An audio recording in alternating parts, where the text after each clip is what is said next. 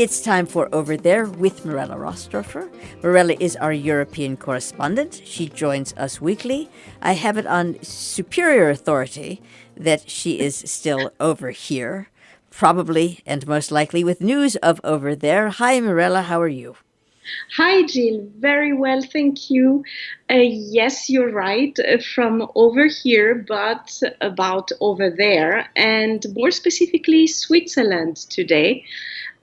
Because we have voted on the weekend, last weekend, on 3 referendums, which I think are quite interesting, all of them in their own way. So the first one I'm going to mention is the one allowing insurance providers to secretly monitor people who they believe are committing insurance fraud. This referendum has been accepted with 64.6%. So it has, one can say that this is a clear victory.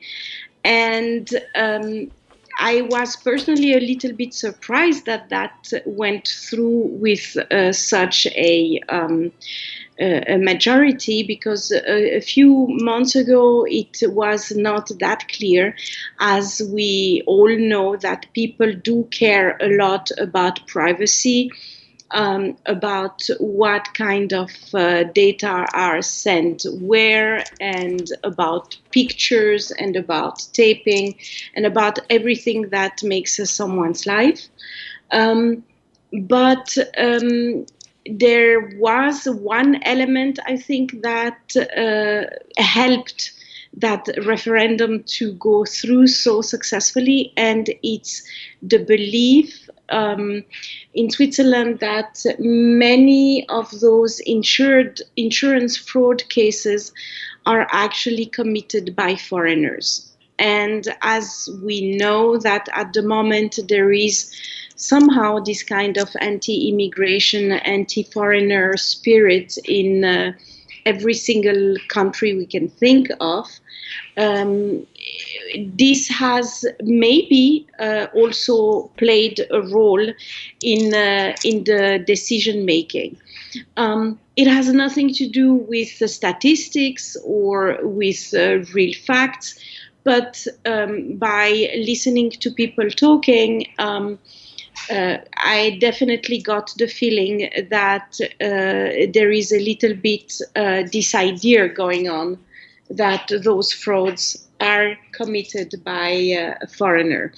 Now, one will have to see what is the frame of that surveillance, what is allowed, what is not allowed, and when such a surveillance becomes truly intrusive and besides the point, basically.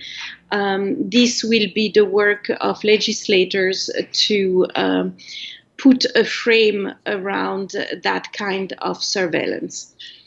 The next referendum that has been voted on last weekend was about ensuring Switzerland's constitution precedence over any kind of international treaties or agreement.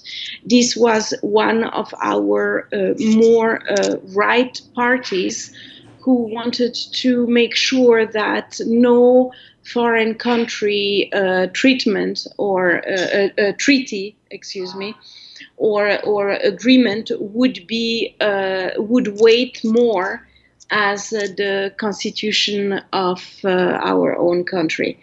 That has been refused by 66.2%. So this is also a very clear no. It's a very clear victory for the opposition to this change in our laws.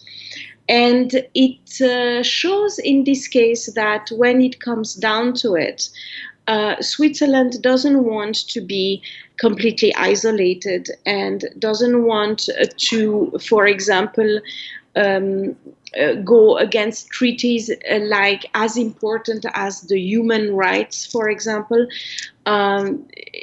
Switzerland definitely showed with this 66% that they wanted to be part of something, and that yes, there is a constitution, and yes, this is the most important. But on the other hand, Switzerland is also a part of this world and has to deal with other countries. This could be almost called a survival instinct, as we have talked very often about referendums, Gilles, and we have been noticing this pattern that when something becomes really important, when something matters, then this silent majority does come on the forefront. So no extremes there, not on the right, not on the left, but simply a middle way to say, yes, we are independent, but yes, we are also part of something bigger. And the third referendum that is probably going to surprise you was called the cow horn referendum, and it was about dehorning of cattle. It was refused with only 54.7%. Which was definitely the tightest results of all three referendums. In short, it was a proposal from a farmer called Armin Kapaul, who wanted to obtain for the farmers in Switzerland a bit more money if those farmers would decide to keep the horns on the cows and goats that they have. He did that because he personally considers that dehorning cows and goats is a painful treatment that is completely unnatural, and that it goes against the well-being and the happiness of those animals. Why did he want more money? Because to have animals with horns is slightly more dangerous as without, and it requests some more organization on the farm and some different way of doing things that would also be more costly. He had on his side many associations for animal protection, and also the Green Party. And these 54.7% show that actually the population was quite sensitive to this topic. And even though probably the financial burden was the reason why at the end it didn't work out, especially for people in the urban areas.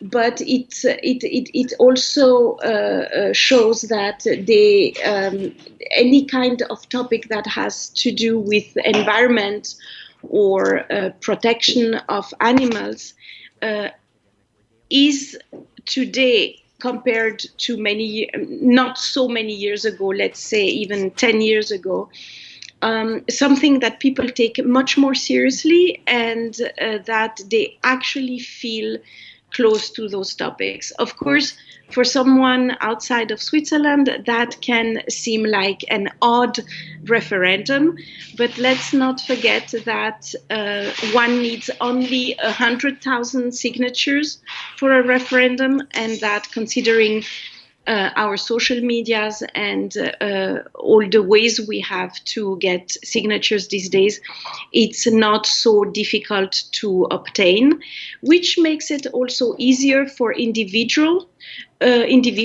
to actually use the democratic system to bring some topics on the national level. And for that, Mr. Kapaul has also been praised for basically being part of a democratic country that takes any topic seriously, and nothing is too small to be considered part of life in Switzerland. Thank you very much, Mirella Rastorfer. Over there. My pleasure.